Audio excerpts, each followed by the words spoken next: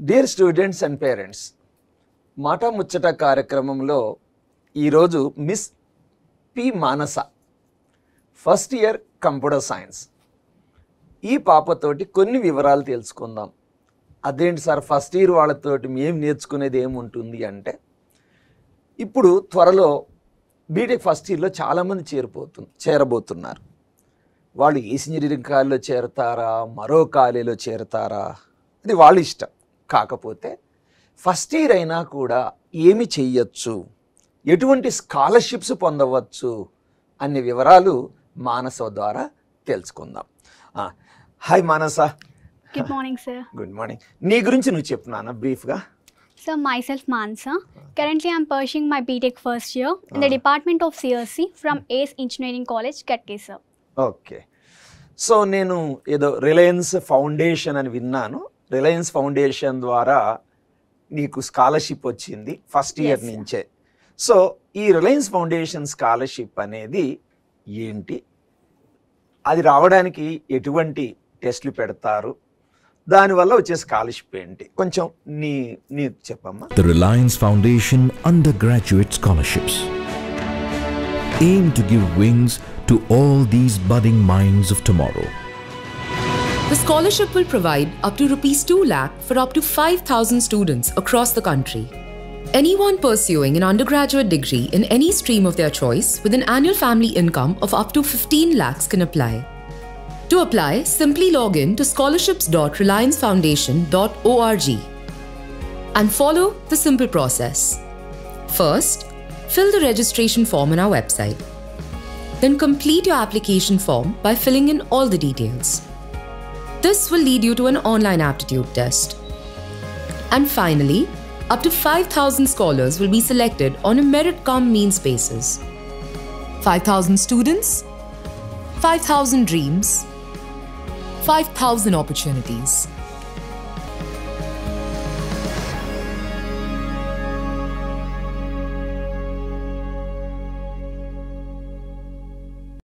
Okay sir.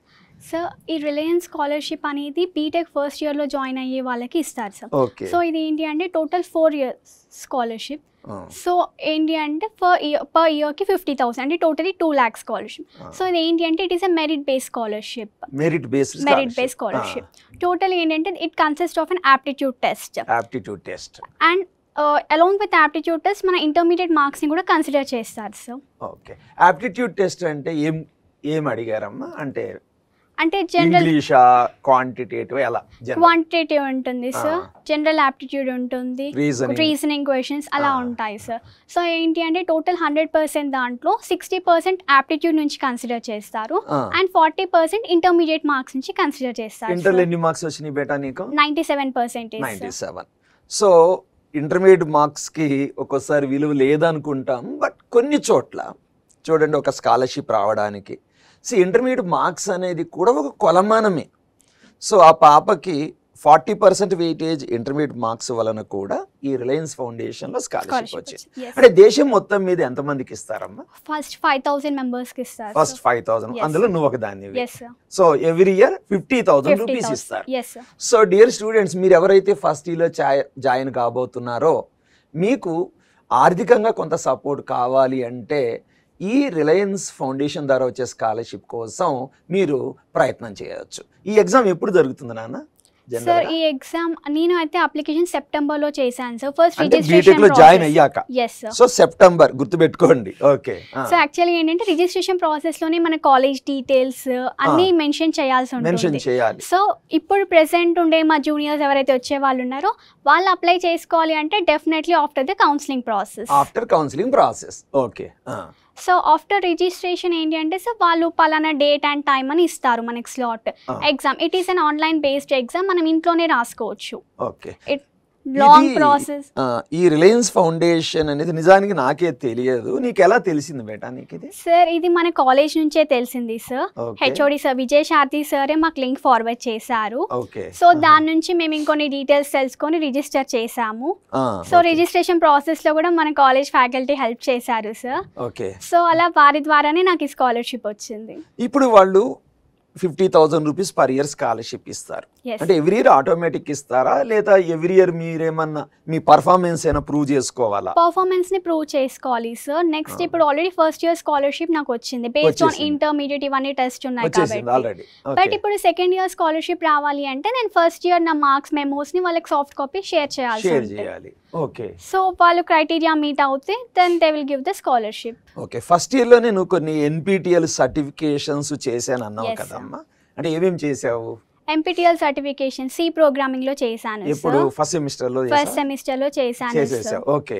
So actually ఏంటంటే 1-1 లో C programming ఉంటుంది, 1-2 లో పైథాన్ ఉంటుంది. సో మన జనరల్ సిలబస్ ప్రకారం.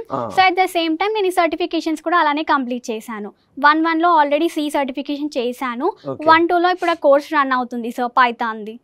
సో కోర్స్ టోటల్ కంప్లీట్ అయిపోయిన తర్వాత ఎగ్జామ్ ఉంటుంది, దాంట్లో క్వాలిఫై అయితే సర్టిఫికేషన్ కూడా కంప్లీట్ అవుతుంది. ఇప్పుడు NPTEL సర్టిఫికేషన్ వల్ల ఉపయోగం ఏంటమ్మా మీకు? అసలు నీ ఒపీనియన్ ఏంటి అసలు?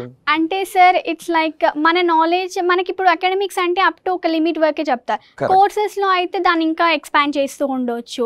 సో ఎగ్జామ్ రాయడం ద్వారా ఏంటంటే ఇఫ్ యూ ఆర్ క్వాలిఫైడ్ మన స్ట్రెంత్ ఏంటో మనకు తెలుస్తుంది. అండ్ మోర్ ఓవర్ మన రెజ్యూమ్ లో కూడా it one of the key point గా మెన్షన్ చేసుకోవచ్చు, NPTEL certification has that value. అంటే రెజ్యూమ్ అంటే రేపు లింక్డ్ఇన్ ప్రొఫైల్ లో కానీ ఇదంతా బిల్డ్ చేసుకోవచ్చు.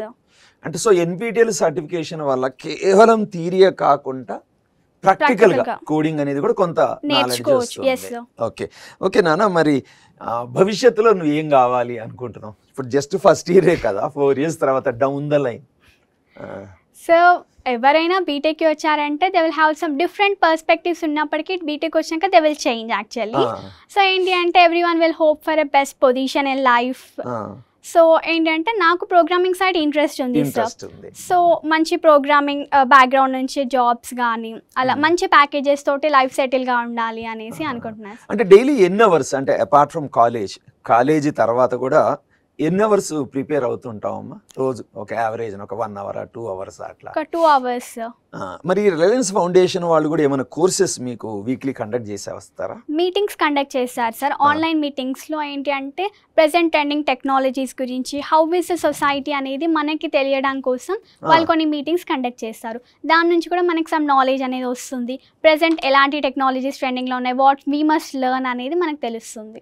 రిసోర్స్ పర్సన్స్ ఎవరు ఉంటారమ్మా రిలయన్స్ ఫౌండేషన్ నుంచి? ఆన్లైన్ అన్నారు, ఎవరు మీకు అక్కడి నుంచి క్లాసెస్ చెప్పాడు? మంచి నిష్ణాతులైన ప్రొఫెసర్స్ మంచి అంటే ఆ టెక్నాలజీస్ పరంగా ఎవరికైతే లైక్ అంత నాలెడ్జ్ తెలిసిన వాళ్ళు ఉంటారో వాళ్ళు ఇన్ఫర్మేషన్ షేర్ చేస్తారు. సమ్ మోటివేటర్ స్పీకర్స్ మాట్లాడతారు మనకి మోటివేషన్ ఇవ్వడం కోసం, అలా ఉంటుంది సార్. సో ఇప్పుడు రిలయన్స్ ఫౌండేషన్ అనే ఒక స్కాలర్షిప్ డబ్బు రూపేనే కాదు, కొంత నాలెడ్జ్ కూడా షేర్ చేస్తున్నారు. సో డియర్ స్టూడెంట్స్, మీరు ఫస్ట్ ఇయర్లో జాయిన్ కాబోయే వాళ్ళు ఇవన్నీ దృష్టిలో పెట్టుకోండి. కొన్ని స్కాలర్షిప్స్ ఉన్నాయి, అదేవిధంగా పాప చేస్తున్నట్టు NPTEL సర్టిఫికేషన్ చేస్తే బీటెక్ సెమిస్టర్లో ఏ సబ్జెక్ట్ ఉందో దాన్ని NPTEL చేస్తే దానికి ఒక పరిపూర్ణత వస్తుంది. సో ఈ దృష్టిలో పెట్టుకొని పాపతోటి ఇంటర్వ్యూ చేయడం అయింది. Okay Manasa, congratulations, wish you have a bright future. All the best beta. Thank you. God bless you నాన్న.